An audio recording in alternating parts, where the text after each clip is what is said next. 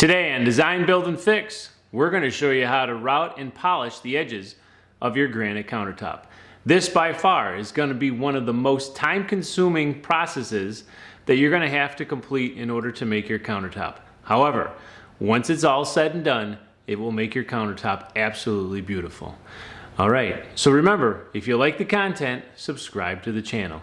Alright, let's show you how to make this thing shiny.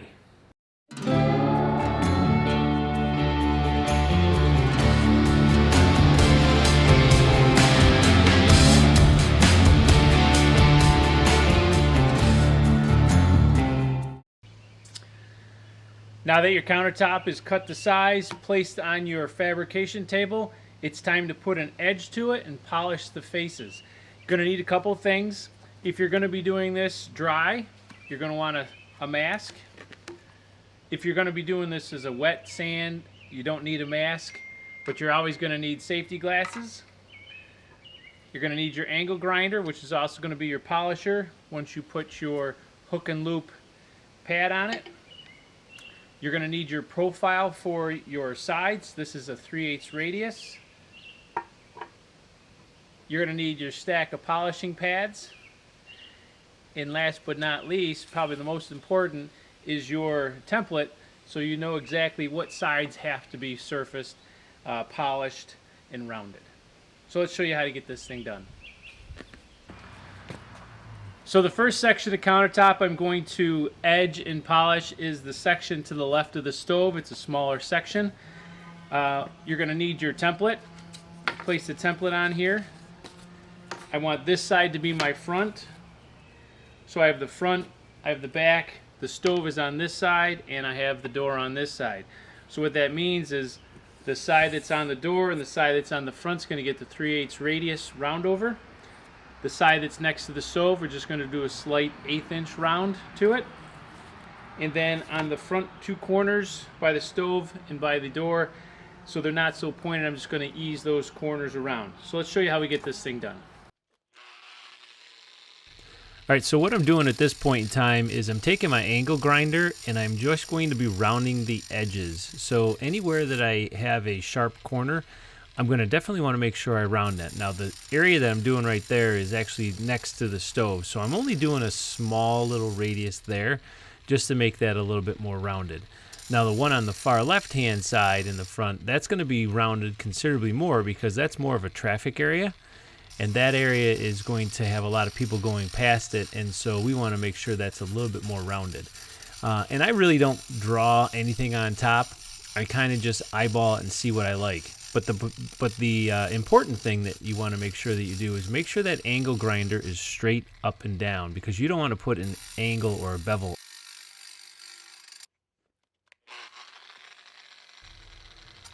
Now that I have the two edges rounded, what I want to do now is take the side where the stove is going to go and just give it a slight little round to it. And the easiest way to do this is with your angle grinder, just to give it that little slight rounded edge. And then I'll come back with my 50 grit sandpaper a little bit later to clean up the rest of that. Angle grinder takes the material off relatively quick, so it doesn't take a whole lot of effort to get that done.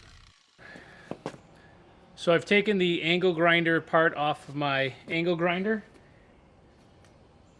and I've added the polishing pad with my 50 grit sandpaper. The reason I want to do that is because I want to do a final round over of my eased edges to make sure that's perfectly the way that I want it before I actually put my profile on. Once you take off the cutting wheel and you put on your buffing and polishing pads, it's starting to do the polishing of the sides and your edge. And the one thing I need to share with you, which is probably going to be the most important, is that you have to make sure you get all the scratches off at this point in time from when you cut it with the angle grinder. Very important, and that still continues when it comes time to actually go to the next polishing pad, is you have to make sure that you get rid of the scratches from the previous pad also. Now because I don't have a water-fed angle grinder or polisher, as you can see I have a hose draped over top of my countertop, hooked on with a clamp in the back, and I just do it this way. It works all right, but I definitely will have to purchase a a water-fed one here shortly. It's a little bit easier, but this works for now. In order to put an edge on a granite countertop, you have to have an angle grinder and a profile. It's like a router bit, except for it's made out of diamond-tipped metal, and it works just like a router. If you ever used a router table that has a guide bearing on it, it's the same process. Basically, it screws onto your angle grinder.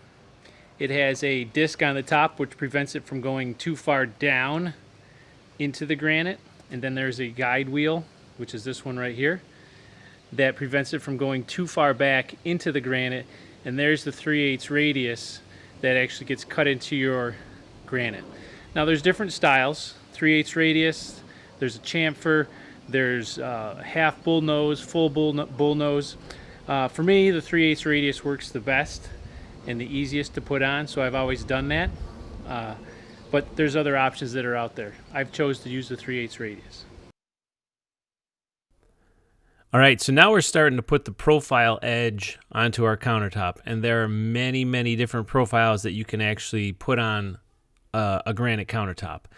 I prefer the 3/8 radius. Now, one of the things that you are going to definitely want to make sure you do, as you can see, is I have a hose running on top of my countertop because I don't have a water-fed angle grinder. So this actually works quite well. Now, one of the things that you're going to have to make sure that you listen for when you're doing this profile, putting it on, is that as you're going on, it's not going to be instant. It's going to take a little bit of time. That's why it's pretty tedious.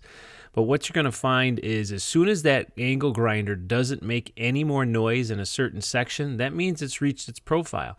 And then you can move down maybe another inch or two and just go back and forth until you hear no sound again. And then come back and recover the first part and keep going.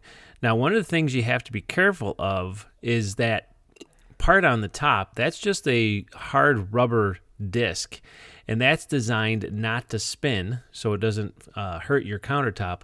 But the main purpose of that is to give you the correct height. And if you put too much down pressure on that, that's going to change the depth of your profile.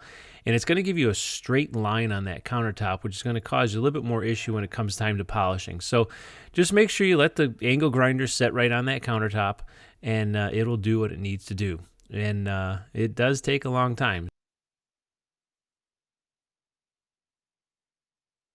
So here's what the 3/8 radius profile looks like when it's all done. You can see here that it's not polished compared to the top. Still has to be polished. We'll show you how to do that a little bit later. But that's the first step, getting your profile on, getting your rounded edge, the 1/8 inch radius here, which we've already done. But this is the 3/8 radius that we just completed. And we have to do that for all those pieces for our countertop. So now that the granite has been edged, it's now time to make it shine. You're going to take your angle grinder with your hook and loop pad on it and take your polishing pads and actually polish all the sides to make it look like the top. This is a multi-step process. You start out with 50 grit, 100, 200, 400, 800, 1500, 3000, and finally a buff. So it takes a little bit of time.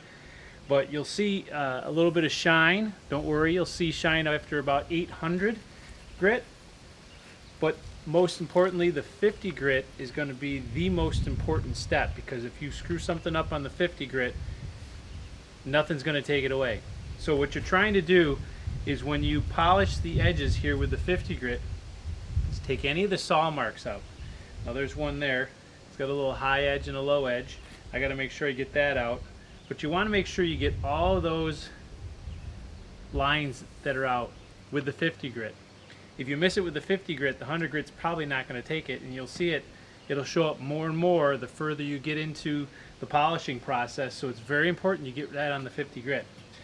Now the next thing is, when you polish this, you have to roll it up, but don't roll it flat to the top, because if you start polishing the top that's already polished, that takes a long time to fix. So you really want to make sure you just roll it up to the top, get it so it takes that little edge away from where you did your profile bit to the countertop, and you should be all set. Now the other thing is the underside.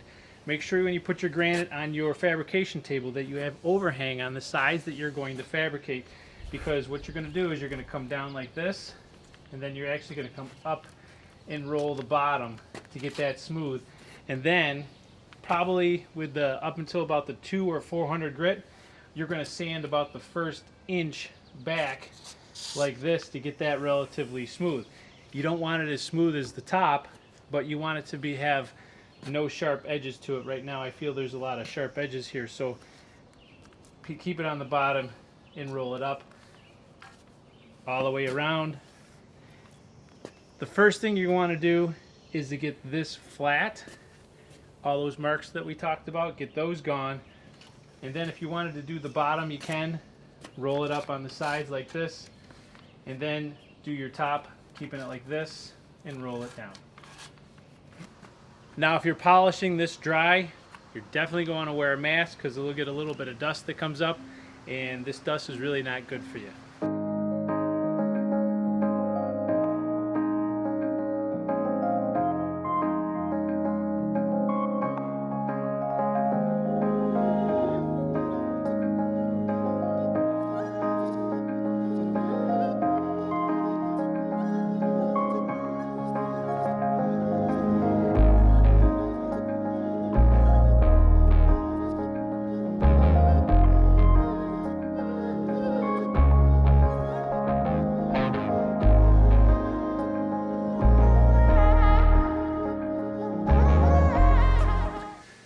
So on this piece of granite, we have the side that has the door, that's rounded. We have the front, so that's rounded. We have the back. We don't have to do anything with the back, but a lot of times people will forget to do this side, which is the side that has the stove on it. We rounded this to about 1/8. We also want to make sure that this is perfectly smooth, just like our front and our sides. And then make sure that this is nicely rounded with the 1/8 inch. And you're going to do this, everything that you do to these sides, you're going to do to this side. All right. Not as critical here because the stove covers it up and it's hidden mostly. But you really want to make sure that that looks nice, because once you install it and the stove is not in, it's going to look horrible. And you really have to make sure that this edge is nice and polished just like the top, because this edge will always, or this rounded edge will always show even if the stove is in. Now in between grits, you're going to want to make sure that you wash this down and wipe it all off, because you don't want any of the residue from the first grit affecting the polish of the next grit up. So you're going to want to wash this and dry it off. Alright, now that we're done with the 50, it's been washed and dried, onto the 100 grit, same process.